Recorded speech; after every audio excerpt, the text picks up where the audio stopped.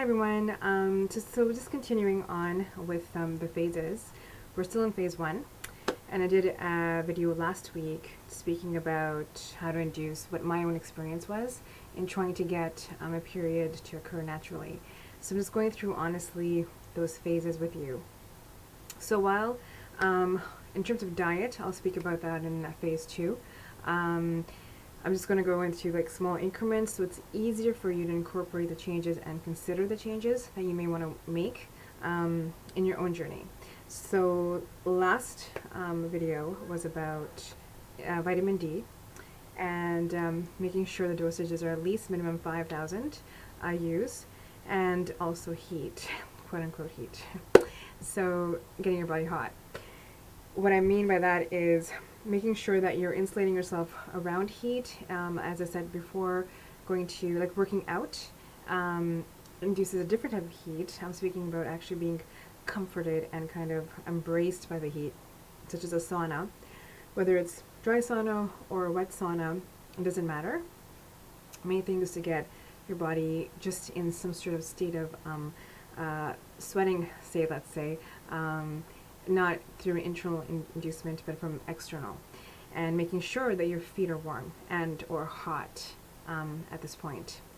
Very important. If you want to do more studies on that, or read more studies on that, I should not do more studies, read studies on that, definitely go online and look at reflexology, and you'll know how important your feet are when it comes to the connections, the connective connections within your body, and how they, certain points in your feet connect with an organics and so forth. So now in phase 1, part 2, what you I would advise that you do is really cut back on the sugar. So that what I think is almost like number 1 in that sense is reduce the sugar.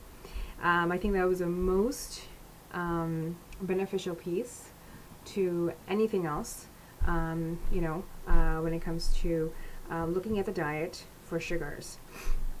I'm going to speak about diet a little bit later on in phase 2, but right now this means that across the board, so whether it be let's say fruits, whether it be too much carbohydrates, etc., but I would not worry about, let's say, the dietary part that is healthy eating right now. I'm speaking about the sugars such as chocolate, donuts, really strong sugars that you may have, and slowly cutting those back, and then looking at other pieces in your diet and cutting those back. I wouldn't stop eating fruit.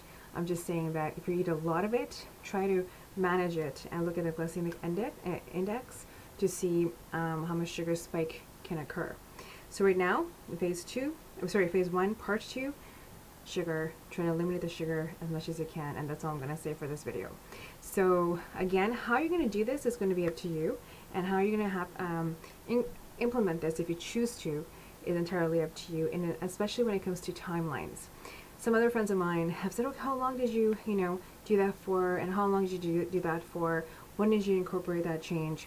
And I'm not going to answer that question, because what was going to work for me is not going to work for you, and you don't want to stress yourself out about it either. So it becomes a little bit insane when you're following someone else's schedule, like for example mine, in terms of how I did it. Perhaps I did it too slow for some people, or perhaps I did it too fast for some people. So upon your own abilities, your own realities, your own stresses, incorporate these changes. I went to the sauna twice a week. For some of you, it might be every day. Some of you once a week. The point is, whatever works for you. The main thing is why? Because you want to be successful in it. And the only way to be successful in it is if you follow your authentic reality and also what you can do with it. So I'm not going to put my personal imposition on saying, well, you should do it within this timeline. You should, all those diets out there too that say 15 days you're going to lose. No, this is a lifestyle thing. Go according to what your soul is kind of screaming for you to do, what feels right to you, and then start those changes. You may just start with first reducing 1 teaspoon of sugar in your coffee maybe. I started off with, I used to drink, which is kind of embarrassing, I used to drink 3 teaspoons of an extra large coffee, 3 teaspoons of sugar. And I started reducing that, every 2 weeks I would half a spoon, I would reduce it. So start off with 2.5 sugars, then I went down to 2, and so forth and so forth and so forth. And then I eventually replaced it with like 1 teaspoon of honey, which has been great. So again, follow what works for you, but use your common sense, be creative, and remember, it's about you and celebrating you. The reason I'm pushing this so much, and this phase 1 part 2, is because I would say that it's very key in your healing process. Reduce the sugar, ideally get rid of the whole thing, and have sugars from natural occurring fruits. But the problem is when it becomes down to either too much fruit and or when you're combining having fruit but you're having a chocolate bar, it's too much sugar. So I'm going to be discussing candida at some point as well, looking at your candida levels, the yeast within your body, that it can also cause your bloating and just stuffiness and just foggy brain and so forth. That has a lot to do with it. But candida is fed through sugar. So get rid of the sugar. So that's my message to you for this week. And again, doesn't mean you're going to go by week with these solutions. Excuse me. It's going to be based on what is working for you, but at least the information is out there that you can start planning, and then planting that seed in your mind and slowly working it through.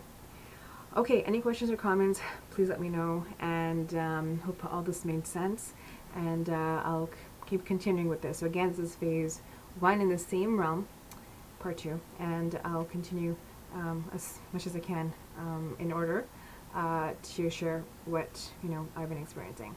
Okay, take care. Again, feedbacks are always welcome, and I hope you guys are having a great week. All right, laters.